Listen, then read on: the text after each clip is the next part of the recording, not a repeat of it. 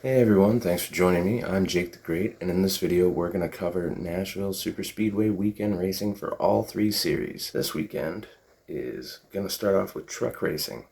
Practice and qualifying will be at 4 p.m. on FS1, followed by the race at 8 p.m., also on FS1.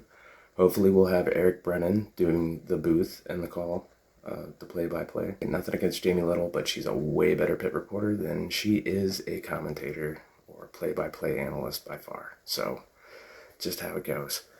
On Saturday, on the CW app at 2 p.m., O'Reilly practice and qualifying, followed by 4:30, the Cup qualifying will be on Prime and practice. Get a little practice for Cup. Always a good sign. Then later that night, 7:30, the O'Reilly race will be on the CW. Sunday, we got the Cup race. Pre-race will be on Prime at 6 p.m. and then the race will start at 7. Prime's coverage has been great. Ratings look like they've been up since they were released. I'm shooting this video on Thursday, so so the numbers are definitely up. And can you blame people for not wanting to tune into Fox? Because their coverage is, well, better than it had been last year, I'll say. Not a huge improvement, but noticeable in small ways. Looking ahead at the truck race this weekend, it is a stacked field with drivers from all three series coming down since they are sharing a weekend all at Nashville. When it came to making my picks for this truck race, a lot of these drivers played into those factors. Notables for the truck race. In the one truck for Tricon, it will be Brandon Jones. William Sawalage will be in the 5. Roger Carruth will be in the 7 truck for Spire. Daniel Dye, making an appearance since his release from his Ram and Colleague deal, will be in a Maganelli Hilgeman number 20 truck. Carson Ferguson, if you watched the Ram TV show, he was on it, performed fairly well. I believe he finished second overall. Will be in the 25 for Ram and Colleague. Tony Breidinger will be in the 27 truck. Tyler Reef in the 42 for Nice Motorsports, and the 45 of Ross Chastain as well for Nice. The 62, the second entry for Stuart Friesen, will be driven by Parker Retzlaff.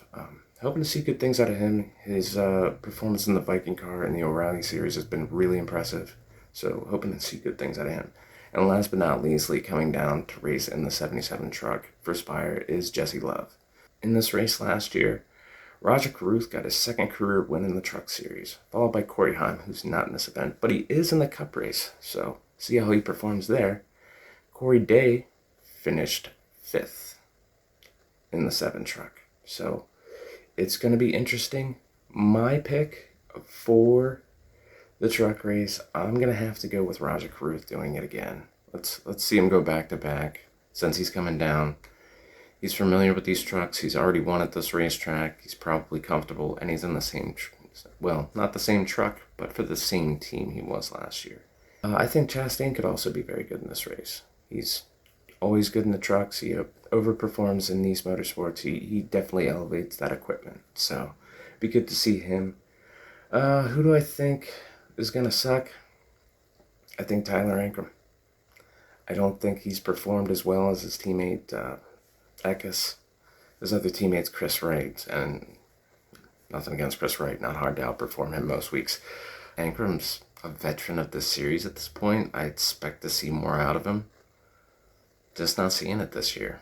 In the O'Reilly race on Saturday, some notable drivers that will be in that race is Roger Carruth will be in the 32 this week instead of the 1. Carson Guapa will be in the 1 for Junior Motorsports.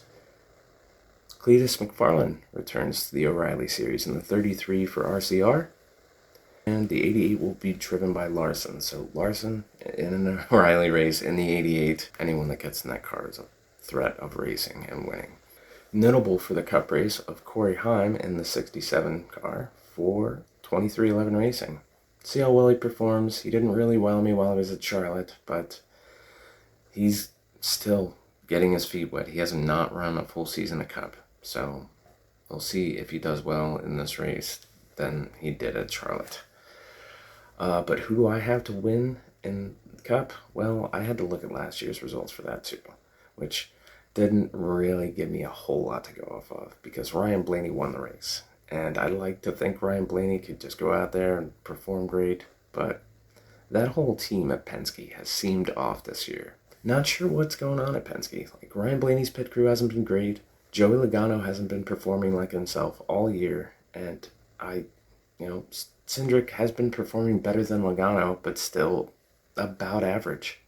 A Cindric in a Penske car can pull out like a 10th to 15th, 18th finish. And you expect better out of that equipment. Ryan Blaney's still carrying forward, but I don't know if he's going to get a win. But the second place finisher from last year definitely piqued my interest. Carson Hocevar. He got a win this year. He's probably still riding a high, feeling good. He didn't get the result at Charlotte that we all thought he might since he ran so good there last year. However, I think the 77 could get it. But I think the only person that might stand in his way, the 11. The 11 finished third last year, right behind Carson Hocevar. And the 11 is dangerous pretty much everywhere but a road course.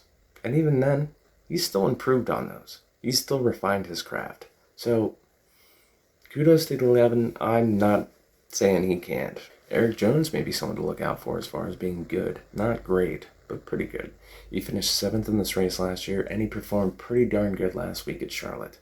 So, he carries more of that team at Legacy. We've seen John Hunter come up and have some flashes once in a while. I won't rule out Zane Smith either. That 38 car seems to outperform that equipment pretty often. And this might be a place that he could be pretty good at. So look out for those guys to be up in the top half of the field. Who do I have to suck at this week in Cup? I'm going to say somebody from RFK. Between the 3 RFK drivers, Keselowski, Preece, and Buescher, I don't know. Ryan Preece may still have an axe to grind and something to prove this weekend. Remember how he took out Ty Gibbs intentionally and said it over the radio? Well, that penalty ended up being upheld. So he still fell in the points. I think it was 50 points. I might be wrong on that. But I think he's going to be scratching and clawing for all the points he can get. Not that Chris Buescher won't, but something in my gut says Chris Buescher isn't going to perform how we know he can sometime. I would just like to see this weekend go rain-free. I think that would be awesome. There's some chances of showers, so hopefully we can all enjoy the weekend, see all the racing, flag to flag, get them all in on time. That would be awesome, to not be up crazy late seeing races. But other than that, just enjoy the weekend. Unless something crazy happens or big news breaks, I'm not going to see you until I do a post-race coverage on Monday. So thank you all for joining me. Been Jake the Great. Have a great weekend.